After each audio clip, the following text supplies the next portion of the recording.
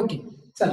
तर आपण बघितलं होतं मेंडल हा एक गरीब कुटुंबातला, शेतकरी कुटुंबातला एक मुलगा होता, ज्याचा जन्म 1822 मध्ये झालेला होता ऑस्ट्रेलियामध्ये मॉर्विया नावाच्या गावामध्ये.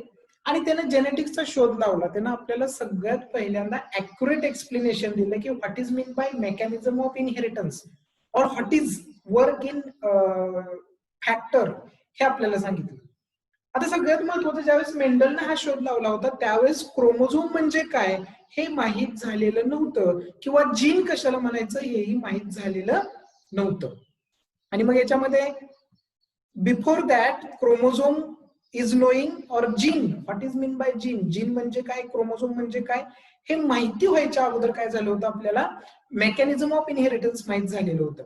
आणि आपल्याला माहिती आहे की जो काय मेंडल होता, या मेंडलनं जसं काम केलं त्या कामानंतर एक कोरेन नावाचा सायंटिस्ट होता जो 1900च्या काळामध्ये आला. आणि या कोरेननं काय केलं, जे मेंडलनं काम केलेलं आहे ते काम इंडिव्हिज्युअली करून त्यानं बघितलं.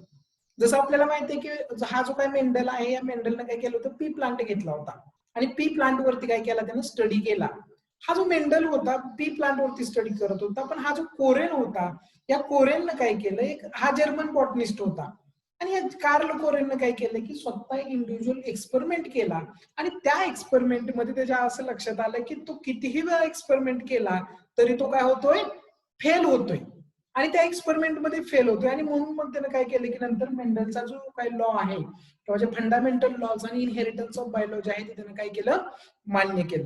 आता आपल्याला हे बघायचं आहे की हा जो मेंडल होता, या मेंडलनं काय केलं की 7 पी प्लांटच्या 7 कॅरेक्टरवरती त्यानं काय केलं, हे पी प्लांट आहे आणि या पी प्लांटच्या 7 कॅरेक्टरवरती त्यानं काय केलं, तर 7 ट्रेट, किंवा कॅरेक्टर म्हणण्यापेक्षा आपण त्याला काय म्हणूयात, ट्रेट म्हणूयात. तर 7 ट्रेट वरती त्यानं काय केला, अभ्यास केला. आणि हे जे काही 7 ट्रेट होते, या 7 ट्रेट मध्ये आपल्याला माहित आहे की हे जे 7 ट्रेट होते, त्या 7 ट्रेट मध्ये 2 प्रकारचे ट्रेट होते. एक जो ट्रेट होता ज्याला आपण काय म्हणतो, व्हेजिटेटिव्ह ट्रेट, आणि जो सेकंड ट्रेट होता त्या सेकंड ट्रेटला आपण म्हणतो it is a reproductive trait. आता व्हेजिटेटिव्ह ट्रेट म्हणजे काय आहे, तर इन जनरल त्याच्यामध्ये काय बघितलं त्यानं, ते जे प्लांट आहे त्या प्लांटची जी हाईट आहे त्या हाईटचा स्टडी केला, याला आपण म्हणतो it is a vegetative trait. आणि मग त्यानंतर पॉडचा कलर असेल, पॉडचा शेप असेल, सीडचा कलर असेल, फ्लावरची पोझिशन असेल, फ्लावरचा कलर असेल, या ज्या सगळ्या गोष्टी त्यानं रेकॉर्ड केल्या किंवा बघितल्या त्याला आपण म्हणतो it is a reproductive trait. आता याच्यामध्ये इन जनरल आपल्याला माहिती आहे की हा जो काही मेंडल होता, या मेंडलनं काय केलं, त्या पी प्लांट मध्ये जरी 7 ट्रेट वरती अभ्यास केला असेल तर सुरुवातीला त्यानं काय केलं, फक्त एक single trait, at a time only 1 trait can be study. त्यानं काय केलं, फक्त एका वेळेस फक्त एकाच ट्रेटचा अभ्यास केला. त्यानंतर त्यानं काय केलं, एका ट्रेटचा जो रिझल्ट मिळाला तो रिझल्ट त्यानं स्टोअर करून ठेवला. त्यानंतर त्यानं काय केलं की 2 ट्रेटचं कॉम्बिनेशन केलं, 2 ट्रेटचा कॉम्बिनेशन करून त्यानं अभ्यास केला. त्यानंतर त्यानं काय केलं, तर त्यानंतर त्यानं 3 ट्रेटचं कॉम्बिनेशन केलं आणि 3 ट्रेटचं कॉम्बिनेशन करून त्यानं स्टडी केला. म्हणजे त्यानं केलं काय, पी प्लांट वरती सुरुवातीला only 1 at a time only 1 ट्रेटचा अभ्यास केला. त्यानंतर कॉम्बिनेशन ऑफ 2 ट्रेट, 2 ट्रेटचा अभ्यास केला. त्यानंतर कॉम्बिनेशन ऑफ 3 ट्रेट करून त्यानं काय केलं, ही जी काय सगळा डाटा आहे तो डाटा त्यानं मॅथमॅटिक आणि स्टॅटिस्टिक या 2 गोष्टींचा वापर करून त्याला काय केलं, त्यानं त्या दोन्हींचा रेशो काढला. म्हणजे काय केलं, सुरुवातीला एक कॅरेक्टर घेतलं आणि ते सुरुवातीचं कॅरेक्टर काय होतं, त्या प्लांटची हाईट, हाईट वरती अभ्यास केला. त्यानंतर त्यानं त्या प्लांटची हाईट आणि त्याच्यामध्ये असणारा जो सीडचा शेप आहे याचा अभ्यास केला, फ्लावरच्या कलरचा अभ्यास केला. त्यानंतर त्यानं काय केलं, हाईट घेतलीच, सीडचा शेप घेतला आणि पॉडचा कलर घेतला. म्हणजे झालं की तीन कॅरेक्टर. कोणकोणते, जिथं सिंगल ट्रेट आहे तिथे काय सांगतो आपण, फक्त हाईटचा स्टडी केला. जिथं कॉम्बिनेशन ऑफ 2 ट्रेट म्हणजे तिथं काय केलं, त्यानं हाईट पण घेतली आणि त्याच झाडाला येणाऱ्या फ्लावरचा कलर बघितला त्यानं, राऊंड आहे, सॉरी येलो आहे का ग्रीन आहे. त्यानंतर त्यानं काय केलं की थर्ड टाइम काय केलं, तर सेम त्यानं काय केलं की या ट्रेट सोबतच त्यानं तिसरा एक ट्रेट काय केला, घेतला. म्हणजे फ्लावर हाईट तर घेतलीच, फ्लावरचा कलर घेतला आणि त्याच्यामध्ये असणाऱ्या सीडचा शेप घेतला की ते राऊंड आहे का रिंकल आहे. आणि जे सगळा जो येणारा डाटा आहे तो डाटा त्यानं काय केला, मॅथमॅटिकली आणि स्टॅटिस्टिकली काय केला, तो स्टोअर केला, त्याच्यातून त्यानं रेशो काढला आणि तो रेशो त्यानं काय केला, जगासमोर मांडला. आता याच्यामध्ये इन जनरल आपल्याला माहित असायला पाहिजे की हा जो काय मेंडल होता, या मेंडलनं हे सगळं काम केल्यानंतर त्याच्यानंतर तो कोरेन आला. कोरेननं सांगितलं, कोरेननं काय केलं की त्यानं बघितलं की ट्रेट जे सांगतायत किंवा हा जो मेंडल सांगतोय की ट्रेट म्हणजे काय, हाईट आहे आपल्याकडे, height it is a character. एखादी जर आपण समजा जर हाईट बघितली तर हाईट म्हणजे काय आहे, height it is a character. पण हाईट कशी आहे, एक तर तो काय असायला पाहिजे, एक तर टॉल असायला पाहिजे आणि दुसरा म्हणजे तो डॉर्फ असायला पाहिजे. म्हणजे हे टॉल आणि डॉर्फ, हे टॉल म्हणजे काय झालं, एक ट्रेट झाला, त्याला काय म्हणतो आपण, ट्रेट. ओके, तर त्या हा जो काय मेंडल होता किंवा सॉरी कोरेन होता, या कोरेनने काय बघितलं की ज्यावेळेस एखाद्या कॅरेक्टरचं एक्सप्रेशन होतंय त्यावेळेस तो जो ट्रेट आहे तो ट्रेट फिजिकली काय होत नाहीये, एक्सप्रेस होत नाहीये, तर त्याच्यामध्ये असणाऱ्या गॅमेटिक सेलमध्ये जे काही समथिंग असं आहे, एक काहीतरी वेगळं असं काहीतरी आहे जे काय होते, एक्सप्रेस होते. आणि मग त्या समथिंगलाच पुढे जाऊन आपण फॅक्टर म्हटलं. काय म्हटलं आपण पुढे जाऊन त्या समथिंगला, त्या गॅमेटिक सेलमध्ये जे काय होते, ट्रान्समिशन होते one generation to next generation, त्यालाच आपण काय म्हटलं, इट इज अ समथिंग. त्या गॅमेटिक सेल मधलं समथिंग, आणि त्या समथिंगलाच पुढे आपण नाव दिलं फॅक्टर. आणि मग नंतर त्याला आपण जीन वगैरे म्हणतो, किंवा नंतर जसं रिडिस्कवर झालं, डिस्कवरी झाली तसं आपण त्याला जीन वगैरे म्हणायला स्टार्ट केलं. ओके, नाव आपल्याला माहिती आहे की जो कोरेन होता 1900च्या काळामध्ये, कोरेन हा कोण होता, तुम्हाला बऱ्याच वेळा सीईटी मध्ये आणि तुमच्या नीटमध्ये आतापर्यंत कोरेन वरती बऱ्याच वेळा क्वेश्चन विचारलेला आहे. हा कोण आहे कोरेन, तर कोरेन एक जर्मन बॉटनिस्ट आहे. आणि हा जो कोरेन आहे तो काय केलं त्यानं, मेंडलचं जे काम आहे ते मेंडलचं काम त्यानं परत स्वतः इंडिपेंडेंटली करण्याचं काम केलं. या इंडिपेंडेंटली कामामध्ये त्याच्या असं लक्षात आलं की ज्यावेळेस एखादं कॅरेक्टर काय होते, एका जनरेशन मधून दुसऱ्या जनरेशन मध्ये जाते किंवा एक्सप्रेस होते, त्यावेळेस काय होते, तर ते कॅरेक्टर फिजिकली काय होत नाही, एक्सप्रेस होत नाही. तर त्या कॅरेक्टर मध्ये, म्हणजे फॉर एक्झाम्पल हा जर कॅरेक्टर असेल, टॉल हे जर कॅरेक्टर असेल, तर या टॉल कॅरेक्टर मध्ये जो असणारा गॅमेटिक सेल आहे, कसला सेल आहे, जो गॅमेटिक सेल आहे, या गॅमेटिक सेल मध्ये काहीतरी समथिंग असं, काहीतरी वेगळं असं काहीतरी आहे. आणि ते वेगळं जे आहे ते वेगळंच काय करते, तर हे जे काय वेगळं आहे तेच काय होतं, एका जनरेशन मधून पुढच्या जनरेशन मध्ये जाते. आणि मग त्यानं काय केलं की पुढे कंटिन्यू त्याच्यावरती अभ्यास केला, पण त्याला काय झालं की त्याला त्याचा काय उपयोग झाला नाही, किंवा त्याचा जो एक्सपेरिमेंट आहे तो एक्सपेरिमेंट फेल झाला.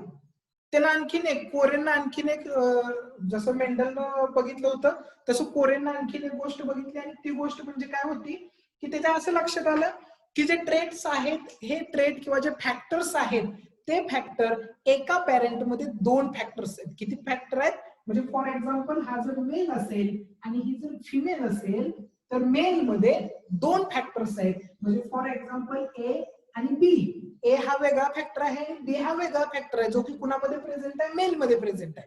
तो इथं काय आहे की ए आणि ए दोन्ही ए हे दोन फॅक्टर्स आहेत. एक ए आणि हा एक आहे, दोन फॅक्टर्स आहेत. आणि फिमेल मध्ये बी आणि बी असे दोन फॅक्टर्स आहेत. म्हणजे प्रत्येक पॅरेंट मध्ये किती फॅक्टर्स आहेत, दोन फॅक्टर आहेत. आणि हे जे दोन फॅक्टर्स आहेत, at the time of gamete formation, ज्यावेळेस गॅमेट फॉर्मेशन केलं जातं त्यावेळेस याच्यातला एक आणि याच्यातला एक असा मिळून काय होतो, गॅमेट फॉर्मेशन होतो. म्हणजे थोडक्यात काय, तर या दोन फॅक्टरचं, एका पॅरेंट मधल्या दोन फॅक्टरचं सेपरेशन झालेलं आपल्याला इन जनरल बघायला भेटतं. म्हणजे फॉर एक्झाम्पल इथे बघा, कॅपिटल ए आहे, म्हणजे हे दोन फॅक्टर कुणाचे आहेत, मेलचे आहेत.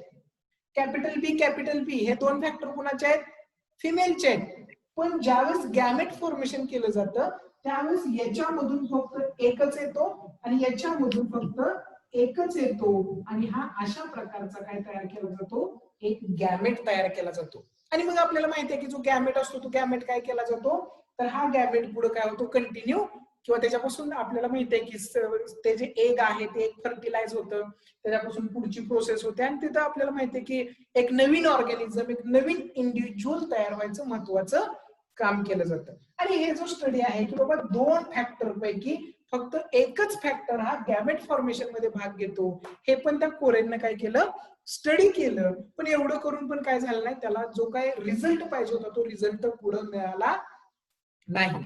आता त्यानंतर आपल्याला कोरेनचा विषय सोडून द्या. आता आपल्याला बघायचं आहे की मेंडल जो होता, त्या मेंडलनं जे काम केलं त्या कामामध्ये त्याला सक्सेस का आला. त्यानं सुरुवातीला काय निवडलं, आपल्याला माहिती आहे की त्यानं काय निवडलेलं आहे, तर त्याने इनहेरिटन्सचा किंवा जेनेटिक्सचा अभ्यास करण्यासाठी त्याने निवडलेला आहे, त्याला आपण म्हणतो पी प्लांट किंवा त्यालाच काय म्हटलं जातं, गार्डन पी प्लांट.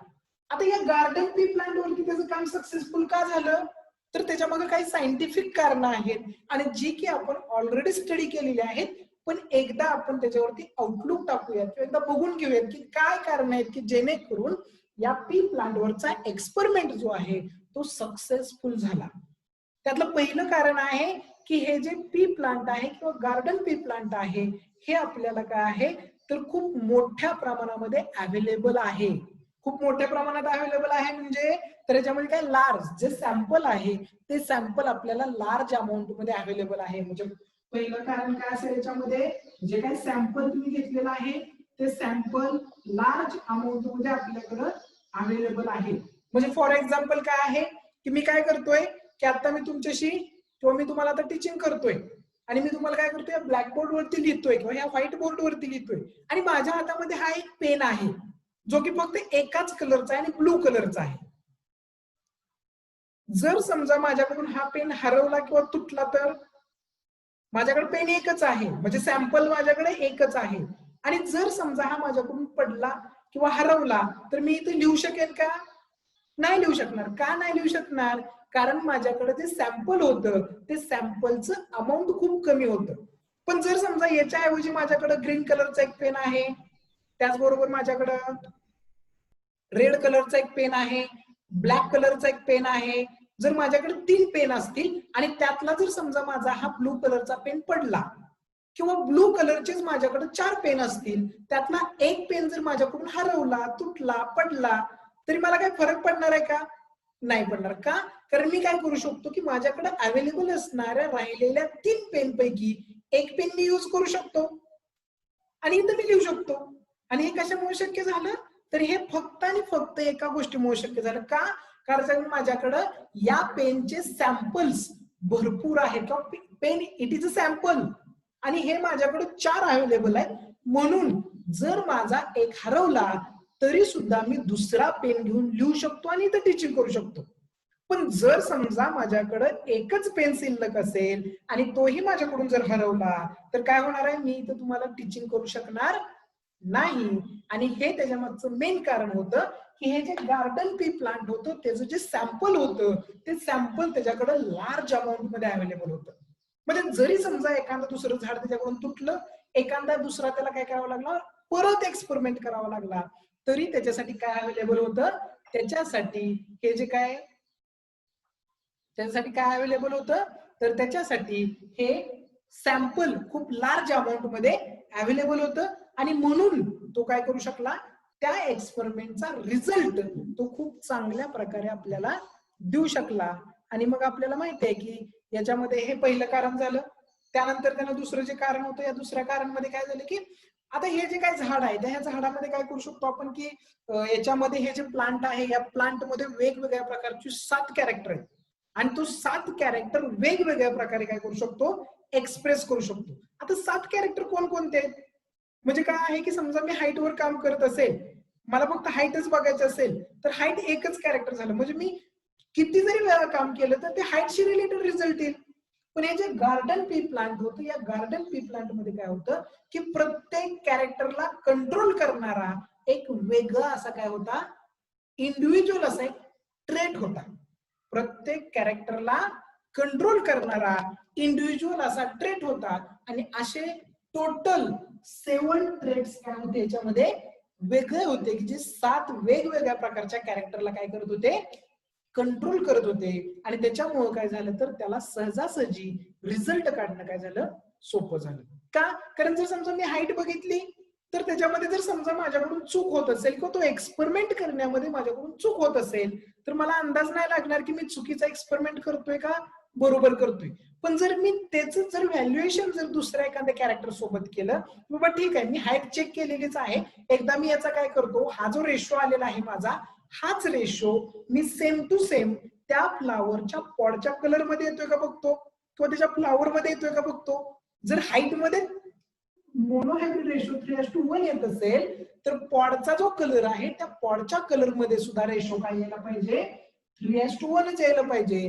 जर पॉडच्या कलरचा आणि हाईटचा रेशो जर सेम टू सेम आला तर मग ते काम काय आहे बरोबर आहे. आणि मग ते करण्यासाठी त्याला काय झालं होतं तर ते करण्यासाठी त्याला असे वेगवेगळे 7 कॅरेक्टर्स त्या झाडामध्ये त्याला अवेलेबल होते आणि म्हणून कदाचित त्याचं जे काम आहे ते काम काय झालं सक्सेस झालेलं आपल्याला इन जनरल बघायला भेटतं. त्यानंतर दुसरं जे कारण आहे की याच्यामध्ये या पी प्लांट मध्ये वेगवेगळे कॉन्ट्रास्टिंग कॅरेक्टर्स होते. तर काय होते तर इथं आपण पॉइंट लिहूया. सेकंड पॉइंट काय बघितलं आपण, हा जो काही सेकंड पॉइंट आहे, सेकंड पॉइंट मध्ये काय बघितलं की त्याच्यामध्ये 7 कॅरेक्टर होते आणि या 7 कॅरेक्टरला कंट्रोल करण्यासाठी काय होतं 7 ट्रेट आपल्याला असलेले बघायला भेटत होते. थर्ड कॅरेक्टर आपण आता काय बघतोय की हे जे थर्ड कॅरेक्टर आहे याच्यामध्ये आपल्याला कॉन्ट्रास्टिंग काय होतं असं कॉन्ट्रास्टिंग कॅरेक्टर्स आपल्याला त्या प्लांट मध्ये बघायला भेटत होते. आता कॉन्ट्रास्टिंग म्हणजे काय, विरोधाभास असणारे, एकमेकापेक्षा काय असणारे वेगळे असणारे. म्हणजे फॉर एक्झाम्पल हाईट चेक केली, हाईट मध्ये काय आहे it is a vegetative character. जर समजा मी त्या झाडाचे जर प्लांट घेतला आणि त्या प्लांट मध्ये काय बघितलं त्या फ्लावरची पोझिशन बघितलं, एक ऍक्झियलला येते एक टर्मिनलला येते, म्हणजे सॉरी एक टर्मिनलला येते एक ऍक्झियलला येते, म्हणजे हे काय झालं कॅरेक्टर झालं. आता इथं फ्लावरचं position and height it is a contrasting character. हे दोन वेगवेगळे कॉन्ट्रास्टिंग कॅरेक्टर. किंवा मी फ्लावरची पोझिशन सीडच्या शेप सोबत जर काय केली मॅच केली किंवा त्याच्यासोबत जर त्याला पेअर केली तर काय होणार आहे, सीडचा शेप काय असणार आहे, एक तर राऊंड असणार किंवा तो रिंकल्ड असणार. आणि फ्लावरची पोझिशन काय एक टर्मिनल आणि एक ऍक्झियल, म्हणजे टर्मिनल आणि राऊंड ह्या दोन वेगवेगळे कॅरेक्टर्स आहेत किंवा दोन वेगवेगळे प्रकार आहेत. म्हणून याला काय म्हणतो आपण, it is contrasting characters. Okay. आणि हे जे कॉन्ट्रास्टिंग कॅरेक्टर्स आहेत ते कॉन्ट्रास्टिंग कॅरेक्टर त्या पी प्लांट मध्ये होते आणि म्हणून काय झालं, हा जो मेंडल आहे तो मेंडलचं काम जे आहे ते सक्सेसफुल झालं. त्यानंतर ह्या एक्सपेरिमेंट मध्येच आपला जो मेंडल आहे त्या मेंडलने काय केलं, दोन आपल्याला लॉज दिले. ते जे दोन लॉ होते त्या दोन लॉ मधला पहिला जो लॉ आहे त्या लॉला आपण म्हणतो लॉ ऑफ डॉमिनन्स. आणि लॉ ऑफ डॉमिनन्स त्याला का मिळाला, कारण त्यानं काय केलं की या एक्सपेरिमेंट मध्ये तर आपल्याला डॉमिनंट आणि रिसेसिव्ह या दोन गोष्टी त्यानं आपल्या समोर मांडल्या. आणि दुसरा जो लॉ त्यानं आपल्याला याच्यामध्ये दिला त्याला आपण काय म्हणतो लॉ ऑफ सेग्रिगेशन किंवा त्याला प्युरिटी ऑफ गॅमेट म्हटलं जातं. इथं तुम्हाला बघा बऱ्याच वेळा क्वेश्चन विचारला जातो नीटमध्ये तुम्हाला 4 मार्काचा क्वेश्चन विचारला जातो आणि तो क्वेश्चन काय असतो की लॉ ऑफ सेग्रिगेशन आणि लॉ ऑफ किंवा प्युरिटी ऑफ गॅमेट याच्यामध्ये तुम्हाला काय केलं जातं, कन्फ्युज केलं जातं. तर इथं कन्फ्युज होण्याची काही गरज नाहीये, कारण प्युरिटी ऑफ सेगमेंट किंवा प्युरिटी ऑफ गॅमेट अँड जे काय तुमचं लॉ ऑफ सेग्रिगेशन आहे ते दोन्ही लॉ एकच आहेत. आणि ते लॉ कधी दिले, after the monohybrid cross. Monohybrid cross नंतर त्यानं काय केलं, आपल्याला ते दोन्ही एक्सपेरिमेंट किंवा दोन्हीच्या दोन्ही काय दिले होते लॉ आपल्याला त्यानं दिले होते. आता हे सगळं बघत असताना या सगळ्या गोष्टी करत असताना काही जेनेटिक टर्मिनॉलॉजीज आहेत ज्या की आपल्याला कुणी दिलेल्या आहेत, मेंडलने दिलेल्या काही जेनेटिक टर्मिनॉलॉजी. Genetic terminology. आता टर्मिनॉलॉजी म्हणजे काय, तर काही टर्म्स आहेत ज्या की जेनेटिक्स मध्ये रेग्युलरली यूज केल्या जातात आणि त्या जेनेटिक मध्येच फक्त यूज केल्या जातात किंवा जेनेटिकचा स्टडी करताना यूज केल्या जातात. आणि म्हणून त्यांना आपण काय म्हणतो, तर म्हणून आपण त्यांना म्हणतो it is a genetical terminologies. Okay. तर याच्यामध्ये I think so, I hope so आतापर्यंत जे आपण शिकलेलो आहे ते तुमच्या चांगल्या प्रकारे लक्षात आलं असेल. याच्यामध्ये तुम्हाला बोर्डाच्या एक्झाम मध्ये हे जे काय सक्सेसफुल मेंडल सक्सेसफुल होण्याची जी काही कारणं आहेत ती कारणं विचारली जातात 3 मार्काला. 2 मार्काच्या क्वेश्चन मध्ये वगैरे विचारली जातात, तर ती कारण तुम्हाला चांगली माहित असायला पाहिजेत. आपण लिहून घेणारच आहोत ते. पण हे जे काही कॅरेक्टर्स आहेत की ज्याच्यामुळे ते प्लांट सक्सेसफुल किंवा एक्सपेरिमेंट सक्सेसफुल झाला, हे खूप इम्पॉर्टंट आहे. देन आता आपण बघतोय जेनेटिक टर्मिनॉलॉजी. टर्मिनॉलॉजी म्हणजेच काय, तर काही टर्म आहेत आणि त्याला जेनेटिक टर्मिनॉलॉजी का म्हणतो आपण, कारण या टर्म आपण जेनेटिक्सचा अभ्यास करताना वापरत आहे, म्हणून याला म्हटलं जातं जेनेटिक टर्मिनॉलॉजी. त्यातलं पहिली जी जेनेटिक टर्मिनॉलॉजी आहे, पहिली जेनेटिक टर्मिनॉलॉजी आहे ज्याला आपण म्हणतो कॅरेक्टर. काय म्हणतो आपण त्याला, कॅरेक्टर. फर्स्ट जेनेटिक टर्मिनॉलॉजी, आणि ती फर्स्ट जेनेटिक टर्मिनॉलॉजी आहे त्याला आपण कॅरेक्टर म्हणतो. आता हे जे कॅरेक्टर आहे, या कॅरेक्टर मध्ये आपल्याला काय बघायचं आहे, तर हे जे काही कॅरेक्टर आहे, हे कॅरेक्टर ऍक्च्युली काय आहे किंवा कॅरेक्टर कशाला म्हणायचं. आता इन जनरल आपल्याला माहिती आहे की आपण बऱ्याच वेळा सोशल लाईफ मध्ये बोलताना वगैरे म्हणतो की त्याचं कॅरेक्टर चांगलं नाहीये, त्याचं कॅरेक्टर खूप चांगलं आहे, हे आपण म्हणत असतो. पण what is mean by character हे बी आपल्याला काय असणं पाहिजे, माहित असणं गरजेचं आहे. आणि तेच आता आपण बघणार आहोत की what is mean by character. तर it is a specific feature. Character कशाला म्हणतो आपण, character it is a specific feature.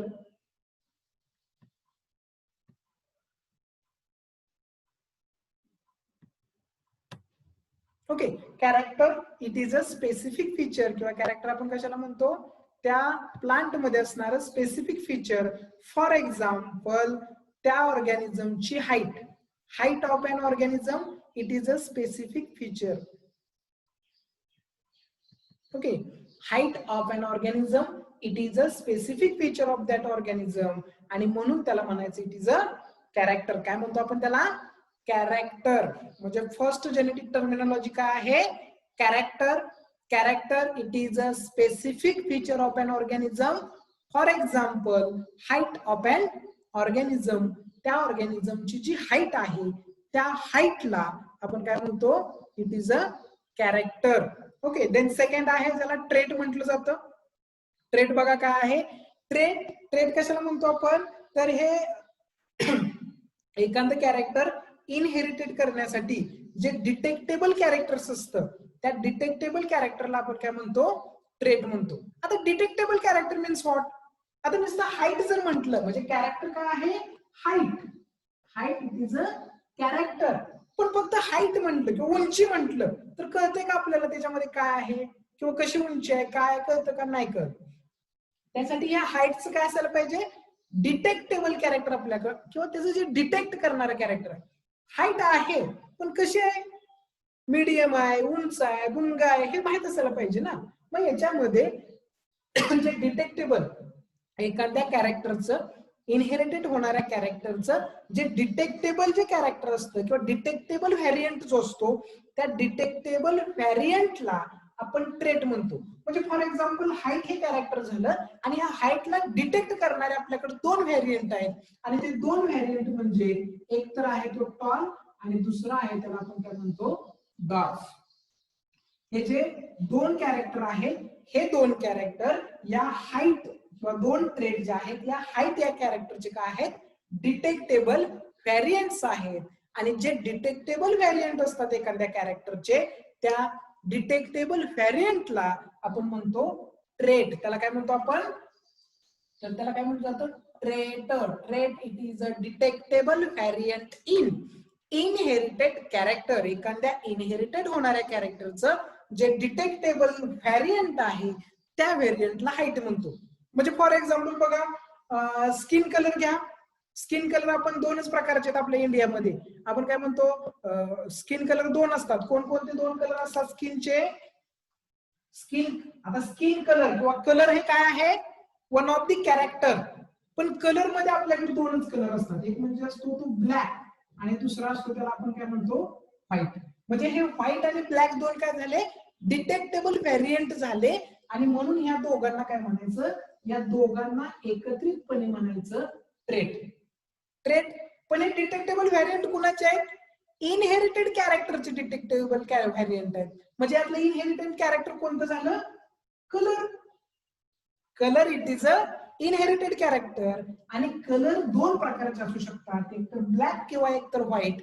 म्हणजे हे 2 झाले त्याचे डिटेक्टेबल व्हॅरियंट. आता फॉर एक्झाम्पल बघा, आपण म्हणतो म्हणजे बऱ्याच वेळा आपल्याला विचारलं जातं की कसा आहे मुलगा, कशा आहे मुलगी, आपण सांगतो गोरी आहे, आपण काळ म्हणत नाही कधी, आपण काय म्हणतो की थोडासा सावळा कलर आहे, निमगोरा आहे, कृष्णवर्णीय आहे.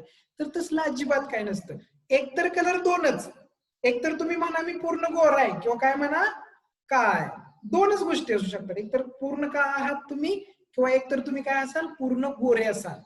ओके, म्हणजे फॉर एक्झाम्पल मी आहे, मी जर म्हटलं की मी थोडासा काय म्हणू शकतो गव्हाळवर्णीय आहे, तर म्हणजे मी गव्हाळवर्णीय नाही, मी कोण आहे, मी ब्लॅकच आहे. जर जेनेटिकली बघितलं तर दोनच कलर असू शकतात, एकतर तो ब्लॅक असू शकतो किंवा एकतर तो व्हाईट असू शकतो. मग आपण आपल्या सोयीनुसार बरेचसे कलर तयार केले, थोडासा गोरा आहे, थोडासाच काळा आहे, थोडासा असा आहे, थोडा तसा, म्हणजे आपण आपल्या आपल्या सोयीनं काय केले तर कलरचे काय डिटेक्टेबल व्हॅरियंट्स तयार केले. पण ऍक्च्युली कलरचे डिटेक्टेबल व्हॅरियंट फक्त किती आहेत, तर फक्त आणि फक्त डिटेक्टेबल व्हॅरियंट हे दोनच आहेत.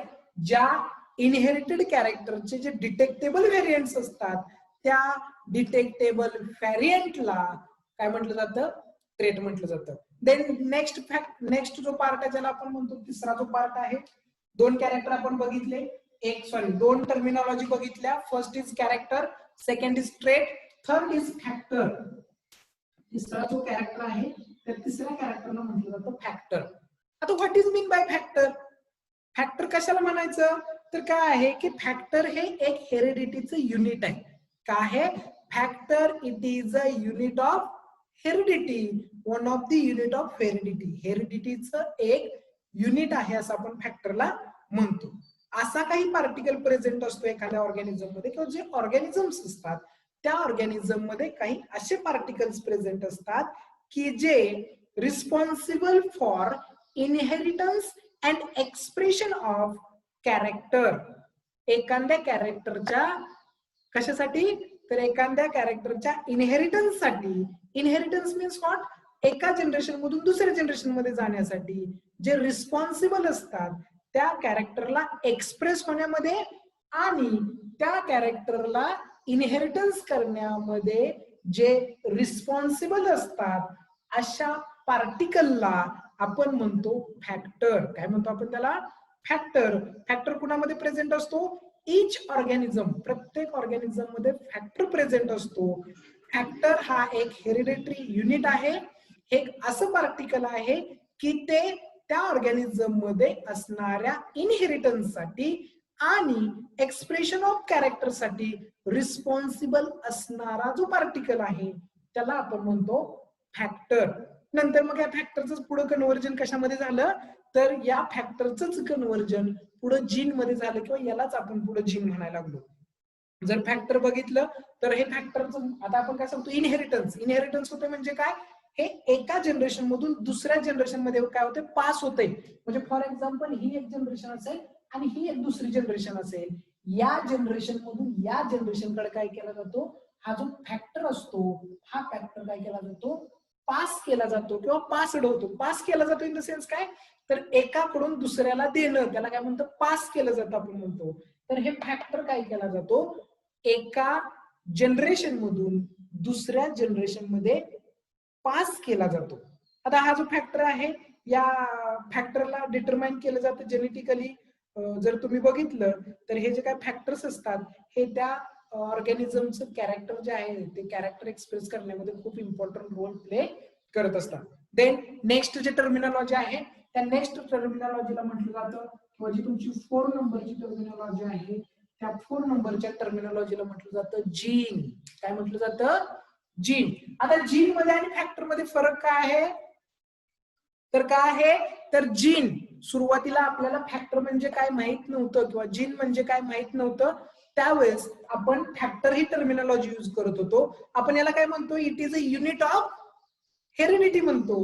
पण जीन म्हणजे काय, तर जीन हा तुमच्या डीएनएचा काय असतो, एक पर्टिक्युलर सेगमेंट असतो. म्हणजे डीएनए जो आहे त्या डीएनएचा एक सेगमेंट. फॉर एक्झाम्पल काय असेल, तर आपल्याकडे समजा हा काय असेल, एवढा मोठा जीन असेल प्रेझेंट, म्हणजे हा तुमचा काय असेल, डीएनए प्रेझेंट असेल. हा डीएनएचा एक थ्रेड आपण काढला असं समजून चला.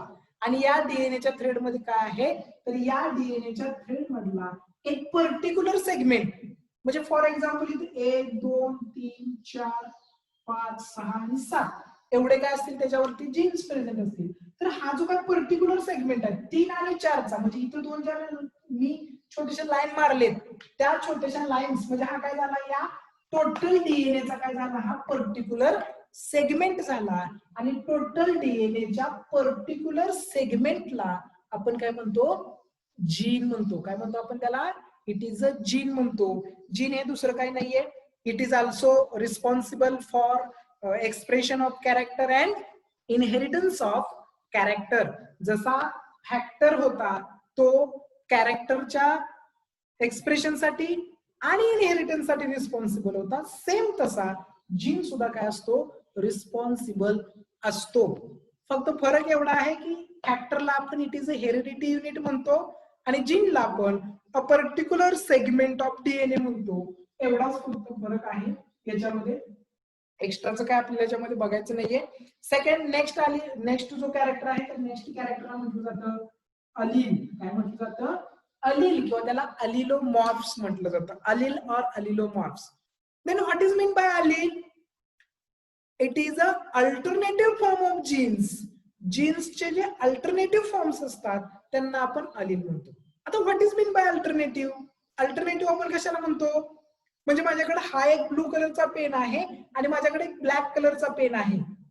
जर मी ब्लू कलरचा पेन यूज केला आणि कधी कधी मी ब्लूच्या ऐवजी जर ब्लॅक कलरचा पेन यूज करत असेल, दोन्ही पेनचं काम एकच आहे, दोन्ही पेन रायटिंगच करता. मग तुम्ही ब्लू पेन न करा किंवा मग ब्लॅक पेन न करा, म्हणजे दोन पेन आहेत, एक काय आहे, एक जो पेन आहे तो कसला आहे, ब्लू कलरचा आहे, आणि हा जो दुसरा पेन आहे तो कसला आहे, ब्लॅक कलरचा आहे. दोन्ही पेनचं काम एकच आहे पण दोन्ही एकमेकाचे काय वेगवेगळे. हा ब्लॅक कलर आहे आणि हा ब्लू कलर आहे, पण लिहितात दोन्ही, लिहितात दोन्ही, म्हणजे एकच जीन. लिहिणे म्हणजे काय, जीन एक ब्लॅक कलरचा आहे आणि एक ब्लू कलरचा आहे, म्हणजे ब्लॅक आणि ब्लू म्हणजे काय झाले, त्याचे दोन अलिल्स झाले, अल्टरनेटिव्ह फॉर्म ऑफ अलिल्स. म्हणजे फॉर एक्झाम्पल बघा, जर समजा आपल्याकडे काय असेल, हा एक क्रोमोझोम असेल आणि हा एक क्रोमोझोम असेल, तर आपण काय करतो, आपल्याला माहिती आहे की आपण ज्यावेळेस जेनेटिक्सचा स्टडी करत असतो, जर समजा इथं कॅपिटल ए असेल, कॅपिटल ए चा अल्टरनेटिव्ह फॉर्म काय असेल, कॅपिटल बी तर नसेल का, कारण बी वेगळा आहे, ए वेगळा आहे. मग ए चा अल्टरनेटिव्ह फॉर्म काय असू शकतो, हा जर कॅपिटल ए आहे तर याचा अल्टरनेटिव्ह फॉर्म म्हणजे स्मॉल ए. दोन्ही एच आहे, फक्त हा पहिल्या लिपीतला आहे आणि हा दुसऱ्या लिपीतला आहे, म्हणजे दोन्हीच्या दोन्ही काय आहेत, एच आहेत, पण काय थोडासा डिफरन्स आहे, म्हणून याला काय म्हणायचं, हे जे दोन आहेत capital A and small A, it is a alleles of Mendel. ह्याला काय आपण म्हणतो, मेंडलचे दोन अलिल्स आहेत म्हणतो, म्हणजे कॅपिटल ए स्मॉल ए. आता दोन्ही पण काम एकच करतात. काय काम करतात, कॅपिटल ए जो आहे तो सुद्धा, म्हणजे फॉर एक्झाम्पल आता ए च्या ऐवजी आपण इथे टी घ्या, म्हणजे आपल्याला लवकर लक्षात येईल. इथं काय केलं, स्मॉल टी. दोन्हीचं काम काय आहे, हाईटला कंट्रोल करायचंच काम आहे, दोघं पण हाईटलाच कंट्रोल करतात. फक्त फरक काय, दोन्ही एकाच जीनचे, एकाच जीनवरती प्रेझेंट आहेत. फक्त फरक काय आहे, तर हा जो आहे तो काय आहे, कॅपिटल आहे, हा हाईटला कंट्रोल करतो, म्हणजे जर हा एक्सप्रेस झाला तर ते झाड काय होतं, टॉल होतं, आणि जर हा एक्सप्रेस झाला तर ते झाड काय होतं, डॉर्फ होतं. म्हणजे दोन्ही रिलेटेड टू हाईट, त्या प्लांटच्या हाईटशी दोन्ही पण रिलेटेड आहेत. आता बऱ्याच जणांना प्रश्न पडला असेल की सर तर म्हणतायत की एकाच जीनचे दोन अल्टरनेटिव्ह फॉर्म्स, मग इथं सरांनी दोन वेगवेगळे क्रोमोझोम का काढलेत, तर हे दोन वेगवेगळे क्रोमोझोम नाहीयेत, तर हा एकच क्रोमोझोम आहे, फक्त त्याचे क्रोमॅटिड सेपरेट केलेत, म्हणजे हा असा आहे, हा फक्त असा केलाय. एकाच क्रोमोझोमचे दोन क्रोमॅटिड आपण काय केलेत, सेपरेट केलेले आहेत, किंवा एकाच जीनचे जे दोन अल्टरनेटिव्ह फॉर्म्स असतात त्या दोन अल्टरनेटिव्ह फॉर्मला म्हटलं जातं अलिल्स. काय म्हटलं जातं त्यांना, अलिल्स म्हटलं जातं. हे जे अलिल्स असतात हे आयडेंटिकल लोकी. आयडेंटिकल लोकी म्हणजे काय, तर एकाच, म्हणजे समजा इथे कॅपिटल टी आहे तर स्मॉल टी पण तिथंच आहे, म्हणजे या आर्म वरती, हा जो आहे याला आपण पी आर्म म्हणतो, हा जो आहे त्याला आपण क्यू आर्म म्हणतो. इथं बघा कॅपिटल टी हा पी आर्म वरती आहे, तर स्मॉल टी सुद्धा पी आर्म वरतीच प्रेझेंट आहे. म्हणून यांना काय म्हटलं जातं, तर जे काय अलिल्स असतात हे अलिल एका सेम आयडेंटिकल लोकी म्हणजे काय locations, identical location identical location वरती आपल्याला प्रेझेंट असलेले बघायला भेटतात आणि ते दोघंच्या दोघं होमोलॉगस क्रोमोझोम वरती असतात. काय असतात? Homologous chromosome. होमोलॉगस क्रोमोझोम म्हणजे काय, तर दोन क्रोमोझोमच्या सेम सिमिलर फंक्शनली सिमिलर असणाऱ्या दोन क्रोमोझोमची जी पेअर आहे त्या पेअरला आपण होमोलॉगस क्रोमोझोम म्हणतो. म्हणजे मॉर्फोलॉजिकली अँड फंक्शनली सिमिलर काम करणाऱ्या दोन क्रोमोझोमला काय म्हणतो आपण, it is a homologous chromosome. आणि होमोलॉगस क्रोमोझोम वरती हे आपल्याला एका आयडेंटिकल लोकेशन वरती किंवा सेम पोझिशनला आपल्याला बघायला हे भेटतात आणि त्यांनाच आपण काय म्हणतो, अलिल्स म्हणतो. अलिलचा जो शॉर्ट फॉर्म आहे त्या अलिलच्या शॉर्ट फॉर्मला अलिलोमार्फ्स म्हटलं जातं. काय म्हटलं जातं? अलिलोमार्फ्स म्हटलं जातं. देन नेक्स्ट कॅरेक्टर आहे, ज्या नेक्स्ट कॅरेक्टरला ओके नेक्स्ट कॅरेक्टर आहे आणि जे नेक्स्ट कॅरेक्टर आहे ते नेक्स्ट कॅरेक्टर म्हणजे डॉमिनंट. काय आहे character? It is a 5 number character and this character is dominant. Okay and 6 number character is recessive. काय आहे? 5 नंबरचं कॅरेक्टर सॉरी 5 नंबरची टर्मिनॉलॉजी आहे डॉमिनंट आणि 6 नंबरची टर्मिनॉलॉजी आहे रेसेसिव्ह. आता डॉमिनंट कुणाला म्हणायचं आणि रेसेसिव्ह कुणाला म्हणायचं? एक सिंपल गोष्ट आहे बघानो, डॉमिनंट आपण त्यालाच म्हणतो की जो काय झाला असेल एक्सप्रेस झाला असेल त्याला आपण डॉमिनंट म्हणतो. म्हणजेच काय, तर डॉमिनंट म्हणजे capital T capital T capital T small T capital T small T small T small T. आता हे काय आहे, तर ह्याला आपण F2 जनरेशन म्हणतो. आता याच्यामध्ये बघा, जर दोन्हीच्या दोन्ही कॅपिटल असतील तर ते झाड काय होतं, टॉल होतं. दोन्हीच्या दोन्ही असेल तर ते डॉर्फ होतं. पण जर समजा एक काय असेल कॅपिटल असेल आणि एक स्मॉल असेल तर हे दोन जे झाड आहेत हे दोन झाड सुद्धा आपल्याला टॉल झालेली बघायला भेटतात. काय टॉल झाले? तसं जर बघितलं तरी तर काय व्हायला पाहिजे होतं, एक टी कॅपिटल आहे आणि एक टी काय आहे, डॉर्फ आहे. म्हणजे काय व्हायला पाहिजे होतं, झाड टॉल पण नसायला पाहिजे होतं आणि डॉर्फ पण नसायला पाहिजे होतं, दोन्हीच्या मध्ये असायला पाहिजे, मिडलचं झाड असायला पाहिजे होतं. पण तसं होतं का? नाही होत. का नाही होत? त्याच्या मागे एक कारण आहे की इथं हा जो कॅपिटल टी आहे हा कॅपिटल टी डॉमिनंट आहे आणि हा स्मॉल टी रेसेसिव्ह आहे. डॉमिनंट कुणाला म्हणतो?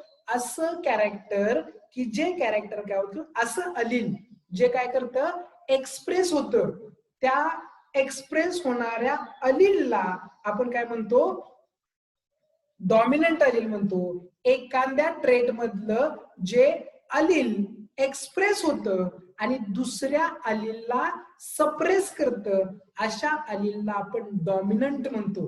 म्हणजे बघा इथे कॅपिटल टी आहे आणि स्मॉल टी आहे, पण हा जो कॅपिटल टी आहे त्याचा कॅरेक्टर काय, टॉल. आणि इथं आपल्याला काय दिसतंय, टॉलच दिसतंय. म्हणजे याचा अर्थ काय, यानं काय केलंय, तर यानं याला काय केलेलं आहे, तर याला आपण काय म्हणतो, सप्रेस केलंय. तो तिथं प्रेझेंट आहे पण स्वतःचं अस्तित्व दाखवू शकत नाही. का दाखवू शकत नाही? कारण तिथं कॅपिटल टी आहे आणि तो कॅपिटल टी का आहे, dominant over the small T. म्हणजे बघा कॉलेजमध्ये वगैरे किंवा आपल्या घरी असतं बघा, आपल्या घरी वगैरे जर तुम्ही बघितलं असेल, जर दोन भाऊ असतील किंवा दोन बहिणी असतील, त्याच्यामध्ये जो मोठा भाऊ असतो किंवा मोठी बहीण असते ती डॉमिनंट असते बघा. म्हणजे आपल्याला त्याचं सगळं ऐकावं लागतं, आपल्याला त्याच्या सगळ्या गोष्टी, किंवा तो जर त्यांना आपल्याला मारलं तर आपण त्याला मारू शकत नाही. का?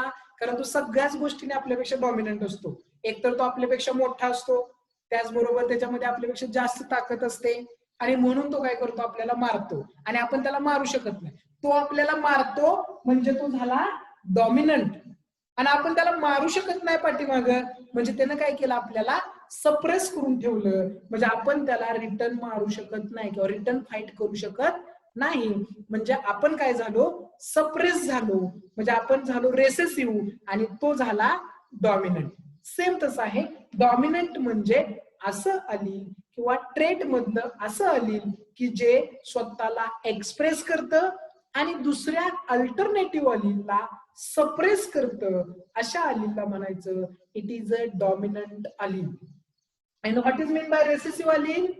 असं अलील, त्या ट्रेट मधलं असं अलील की जे अलील स्वतः एक्सप्रेस होत नाही, म्हणजे फेल टू एक्सप्रेस, स्वतः एक्सप्रेस होण्यामध्ये फेल झालं आणि दुसऱ्या अल्टरनेटिव्ह अलील कडून सप्रेस झालं अशा अलीलला म्हणायचं रेसेसिव्ह अलील.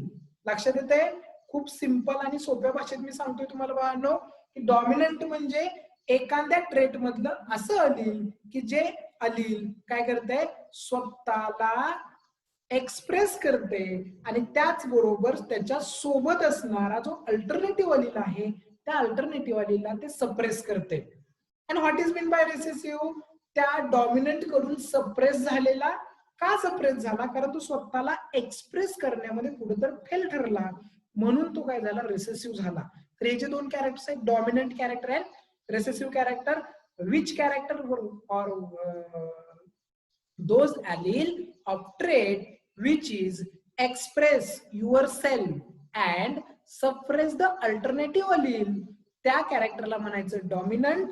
आणि जे कॅरेक्टर स्वतः काय होते, एक्सप्रेस होण्यामध्ये फेल होते आणि दुसऱ्या अल्टरनेटिव्ह अलील कडून काय होते, सप्रेस होते, त्याला म्हणायचं it is a recessive allele. त्याला काय म्हणायचं, recessive allele. Then next character आहे, सॉरी नेक्स्ट टर्मिनॉलॉजी आहे त्याला आपण फिनोटाइप म्हणतो. काय म्हणतो त्याला आपण, phenotype. What is mean by pheno? आता याच्यामध्ये काय असतं की फिनोटाइप आपण कशाला म्हणतो, external appearance of an individual. एखाद्या इंडिव्हिज्युअलचं जे एक्सटर्नल अपीअरन्स असतं त्या एक्सटर्नल अपीअरन्सला काय म्हणायचं, it is a phenotype.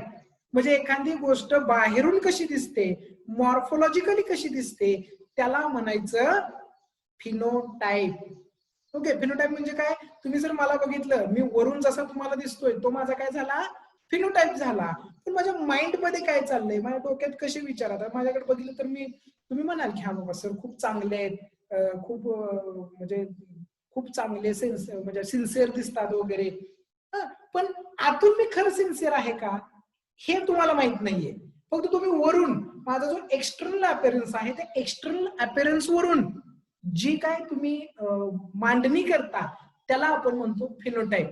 Phenotype means what, it is a external appearance or of an individual or it is a morphological appearance of an individual.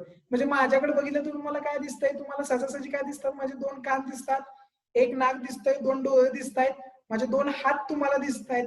म्हणजे हे काय झालं, मॉर्फोलॉजिकली जे तुमच्या डोळ्याला दिसतं त्याला काय म्हणायचं, इट इज अ फिनोटाइप. म्हणजे इन जनरल बघा, जर समजा काय असेल की जर समजा झाड असेल, एखादं झाड असेल आणि ते झाड काय असेल तर आपल्याला माहितीये की प्लांट असेल आणि ते प्लांट जर टॉल असेल, प्लांट आहे आणि टॉल प्लांट आहे, तर ते काय झालं, तुम्हाला दिसलं, तुम्ही बघितलं की तुम्हाला कसं दिसतं, ते टॉल दिसलं. म्हणजे ते वरून दिसतं तुम्हाला टॉल, म्हणजे तुम्ही काय बघितलं, त्याचा फिनोटाइप बघितला, म्हणजे त्याचा एक्सटर्नल अपीअरन्स बघितला, त्याला बाहेरून बघितलं. पण टॉल आहे, पण त्या टॉल कशामुळे, कॅपिटल टी मुळे तो टॉल झालाय का स्मॉल टी कॅपिटल टी मुळे टॉल झाला हे तुम्हाला माहितीये का, नाही. म्हणजे हे दोन्ही कॅरेक्टर, हे दोन्ही जीन जरी असले तरी ते टॉलच दाखवते. म्हणजे झाड तुम्हाला बघितलं दिसलं की बाबा उंच झाड आहे, टॉल झाड आहे, म्हणजे ते काय झालं, एक्सटर्नल अपीअरन्स. बघितलं दिसलं, एक्सटर्नल अपीअरन्स, त्याला आपण म्हणतो इट इज अ फिनोटाइप. पण ते कशामुळे टॉल आहे, कॅपिटल टी मुळे आहे का स्मॉल टी मुळे, हे माहितीये का तुम्हाला? तुम्ही असं बघून सांगू शकता का, हा हे झाड एवढं उंच आहे म्हणजे याच्यामध्ये कदाचित कॅपिटल टी आणि स्मॉल टी असेल, किंवा हे झाड उंच झाड दिसतंय मला त्याच्यामध्ये कॅपिटल टी आणि कॅपिटल टी असेल, हे तुम्ही सांगू शकता का? नाही, हे तुम्ही सांगू शकत नाही. तुम्ही फक्त काय सांगू शकता, एक्सटर्नल अपीअरन्स, झाड बघितलं की टॉल आहे का, सॉरी टॉल आहे का डॉर्फ आहे, ह्या दोन गोष्टी सांगू शकता. तर जे तुम्ही बघून सांगू शकता, त्याच्या मॉर्फोलॉजीवरून सांगू शकता, त्याच्या एक्सटर्नल अपीअरन्स वरून सांगू शकता, एकूण त्याच्या दिसण्यावरून सांगू शकता, त्याला आपण म्हणतो फिनोटाइप. आणि सेकंड नेक्स्ट टर्मिनॉलॉजी आहे ज्याला आपण म्हणतो जिनोटाइप. त्याला काय म्हटलं जातं, phenotype and another one is genotype. And what is mean bye genotype? झाड तुम्हाला दिसलं टॉल आहे, पण टॉल दिसते, पण त्याच्यामध्ये दोन प्रकार असू शकतात. एक प्रकार म्हणजे काय, कॅपिटल टी असेल तरी तो झाड काय दिसतो आपल्याला, उंच दिसते, आणि कॅपिटल टी स्मॉल टी असेल तरी सुद्धा ते झाड आपल्याला उंचच दिसते. Genotype means what, combination of two genes, combination of two genes, दोन जीन्सचं जे कॉम्बिनेशन असतं त्या कॉम्बिनेशनला जिनोटाइप म्हटलं जातं. म्हणजेच फॉर एक्झाम्पल हा एक जिनोटाइप आहे की ज्याच्यामध्ये कॅपिटल टी दोन जीनचं कॉम्बिनेशन आहे. म्हणजे हे एक जीन आणि हे एक जीन आहे, त्याला आपण म्हणायचं जिनोटाइप. किंवा इथे बघा कॅपिटल टी स्मॉल टी, एक टी कॅपिटल आहे एक दुसरा कसला स्मॉल टी आहे. म्हणजे इथे दोन जीन्स आहेत आणि या दोन जीनचं जे कॉम्बिनेशन असतं या दोन जीनच्या कॉम्बिनेशनला आपण म्हणतो इट इज अ जिनोटाइप. काय म्हणतो आपण त्याला? जिनोटाइप. फिनोटाइप हे जिनोटाइप असल्याशिवाय एक्सप्रेस होणार नाही. फिनोटाइप एक्सप्रेस होण्यासाठी कुणाची गरज आहे? जिनोटाइपची गरज आहे. And what is mean by genetics? A combination of two genes, दोन जीनचं जे कॉम्बिनेशन आहे त्या दोन जीनच्या कॉम्बिनेशनला आपण म्हणतो जिनोटाइप. काय म्हणतो आपण त्याला? जिनोटाइप. कारण त्याच्यामध्ये दोन जीनचं कॉम्बिनेशन असतं. जोपर्यंत जिनोटाइप ठरणार नाही तोपर्यंत फिनोटाइप ठरणार नाही. म्हणजेच काय तर फिनोटाइप एक्सप्रेस होणार का नाही हे कुणावरती डिपेंड असतं? जिनोटाइप वरती डिपेंड असतं. जिनोटाइप काय करतो? डिसाइड करतो की त्या प्लांटचा किंवा त्या ऑर्गॅनिझमचा फिनोटाइप कशा प्रकारचा असायला पाहिजे. जिनोटाइप हा ऑलवेज एक्सप्रेस होत असतो. जिनोटाइप हा ऑलवेज रिमेन प्रेझेंट. जिनोटाइप हा नेहमी प्रेझेंट असतो, पण त्याच्यावरती एन्व्हायरमेंटचा सुद्धा बराचसा काय होतो? इम्पॅक्ट पडतो आणि त्याच्यावर मग तो कन्सिडर करतो की फिनोटाइप कशा प्रकारचा असेल. तर या दोन टर्मिनॉलॉजी खूप इम्पॉर्टन्स आहेत, थोडेसे लक्षात ठेवा. Phenotype means what? It is a external appearance और morphological appearance of an individual, की ज्याला आपण काय म्हणतो? फिनोटाइप म्हणतो. And genotype means what? A combination of two genes, दोन जीनचं कॉम्बिनेशन, याला आपण काय म्हणतो? इट इज अ जिनोटाइप म्हणतो. Genotype decide a phenotype. Genotype काय डिसाइड करतो? फिनोटाइप डिसाइड करतो. जर जिनोटाइप असेल तरच फिनोटाइप काय होतो? एक्सप्रेस होतो. आणि जिनोटाइप हा काय असतो? किंवा फिनोटाइप असेल तर जिनोटाइप कधी एक्सप्रेस होणार नाही. Depends on genotype. जिनोटाइप असेल तरच फिनोटाइप काय होतो? एक्सप्रेस झालेला इन जनरल आपल्याला बघायला भेटतो. तर या दोन टर्मिनॉलॉजी आपण बघितलेल्या आहेत. देन नेक्स्ट जी टर्मिनॉलॉजी आहे ज्याला आपण होमोझायगस आणि हेटेरोझायगस म्हणतो. आता बऱ्याच वेळा खूप वेळ झाला आपण होमोझायगस म्हणतोय. आता आपण बघूया what is mean bye homozygous. Homozygous आणि सेकंड एक आहे ज्याला आपण म्हणतो हेटेरोझायगस. आता पहिल्या सगळ्यात अगोदर आपण काय करूया? What is mean bye homo and what is mean bye hetero या दोन शब्दाचा अगोदर काय करूया? अर्थ समजून घेऊया. What is mean bye homo? Homo म्हणजे काय तर दोन्हीच्या दोन्ही काय असणारे? सेम असणारे. एकसारखे दोन असतील तर त्याला आपण होमो म्हणतो. एकसारखे दोन होमो. आणि हेटेरो म्हणजे काय? दोन वेगवेगळे. दोन्ही पण काय वेगवेगळे जर असतील तर त्याला काय म्हणायचं? हेटेरोझायगस. म्हणजे फॉर एक्झाम्पल होमोझायगस म्हणजे काय? दोन ब्लू पेन, दोन्ही कसले आहेत? ब्लू आहेत, म्हणून त्यांना कसले म्हणायचं? होमोझायगस म्हणायचं. आणि हेटेरोझायगस म्हणजे काय? एक ब्लॅक कलरचा पेन आणि एक ब्लू कलरचा पेन, म्हणजे इट इज अ हेटेरोझायगस. एक ब्लू आहे आणि एक ब्लॅक आहे, दोन वेगवेगळे आहेत, म्हणून त्यांना हेटेरोझायगस म्हणायचं. आणि जर समजा दोन्ही ब्लॅक कलरचे असतील किंवा दोन्ही ब्लू कलरचे असतील तर त्यांना काय म्हणायचं? होमोझायगस. आता हे जे काय होमोझायगस आहे यालाच आपण आयडेंटिकल अलिल्स सुद्धा म्हणतो. हे जे काय आयडेंटिकल अलिल्स आहेत या आयडेंटिकल अलिल्स मध्ये इंडिव्हिज्युअल जे काय आहेत त्याच्यामध्ये आपल्याला आयडेंटिकल अलिल्स बघायला भेटतात एका पर्टिक्युलर ट्रेटचे. पर्टिक्युलर ट्रेटचे होमोझायगस म्हणजे फॉर एक्झाम्पल काय आहे? पर्टिक्युलर ट्रेट म्हणजे फॉर एक्झाम्पल माझ्याकडे काय कॅपिटल टी आहे, तर कॅपिटल टी म्हणजे हे दोघं कसले झाले? It is a homozygous condition. याला काय म्हणायचं? Homozygous condition. का? कारण एक टी कॅपिटल आहे तर दुसरा पण टी कसा आहे? कॅपिटलच आहे, म्हणून याला म्हणायचं it is a identical alleles. काय म्हणायचं याला? तर त्याला आपण म्हणतो it is a identical alleles for a particular trait. एका पर्टिक्युलर ट्रेटचे दोन आयडेंटिकल अलिल्स आहेत आणि म्हणून त्यांना म्हणायचं होमोझायगस. ओके. आणि दुसरा जो पार्ट आहे त्याला आपण काय म्हणतो, हेट्रोझायगस. ह्याच्यामध्ये काय आहे की बघा, जर समजा होमोझायगस कंडिशन असेल तर याच्यामध्ये तुम्ही फक्त आणि फक्त only one type of gamete produce करू शकता. काय करू शकता तुम्ही? If the Aleel is homozygous then the gametes are only one type. म्हणजे फक्त आणि फक्त एकाच टाइपचे काय करू शकता तुम्ही अलील तयार करू शकता. काय करू शकता? एकाच टाइपचे अलील, एकाच टाइपचे अलील तुम्ही काय करू शकता? तयार, सॉरी, गॅमेट फॉर्मेशन एकच टाइपचे करू शकता. का? कारण काय आहे, कॅपिटल टी आहे आणि कॅपिटल टी असल्यामुळे काय होणार, तर यातला गॅमेट फॉर्मेशन मध्ये एकच जातो. मग जर एकच कॅपिटल टी गेला तर दुसरा टी घ्यायची गरज आहे का? नाहीये. का? कारण हा पण तेच कॅरेक्टर दाखवतोय आणि हा पण तेच कॅरेक्टर दाखवतोय. म्हणजे माझ्याकडे दोन काय व्हाईट कलरचे ड्रेस आहेत, तर दोन्ही माझ्याकडे व्हाईट कलरचे शर्ट आहेत, व्हाईट कलरचे दोन्ही शर्ट आहेत. आता दोन्ही पैकी कोणता जरी मी घातला व्हाईट कलरचा शर्ट तर तो व्हाईटच आहे. ते मला माहिती आहे की माझ्याकडे दोन आहेत, समोरच्याला कळणार आहे का रोज एकच घालतोय का दोन वेगवेगळे आहेत? नाहीये.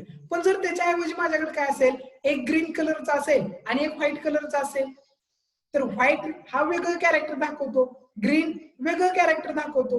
म्हणजे मला दोन्ही शर्ट घालता येतात ते. पण जर समजा दोन्ही व्हाईट कलरचे असतील तर एकच मी शर्ट काय करू शकतो? यूज करू शकतो. सेम तसं आहे होमोझायगस कंडिशन. इट इज अ, त्याला काय म्हणतो आपण? होमोझायगस ही एक अशी कंडिशन आहे की ज्याच्यामध्ये आपण काय करतो, असे अलील जे काही आयडेंटिकल ट्रेट मध्ये असतात आणि त्यांना आपण काय म्हणतो? Homozygous condition. At the time of gamete formation तुम्ही फक्त आणि फक्त काय करू शकता? एकच गॅमेट याच्यातून फॉर्मेशन करू शकता. म्हणजे फक्त कॅपिटल टी एकच गॅमेट तयार होईल.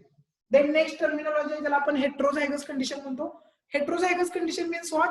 हेट्रोझायगस म्हणजे आपल्याला काय करायचं आहे की इथं दोन, हेट्रो म्हणजे दोन वेगवेगळे अलील एकमेकापासून डिफरंट असणारे अलील असतात आणि त्यांना आपण हेट्रोझायगस कंडिशन म्हणतो. आणि at the time of gamete formation तिथं तुम्ही दोन वेगवेगळे गॅमेट तयार करू शकता. कसं काय? जर कॅपिटल टी स्मॉल टी घेतलं तर capital T it is a another character and small T it is a another character. He condition याला आपण हेट्रोझायगस म्हणतो. का? कारण एक टी कॅपिटल आहे, ते स्मॉल आहे. ओके. तर हे काय झालं, त्याला आपण इन जनरल आपण काय म्हणतो? हेट्रोझायगस. गॅमेट फॉर्मेशन मीन्स काय होणार आहे? कॅपिटल टीचा एक वेगळा बनणार आहे आणि स्मॉल टीचा वेगळा गॅमेट तयार होणार आहे. Okay. I think so, I hope so हे तुमच्या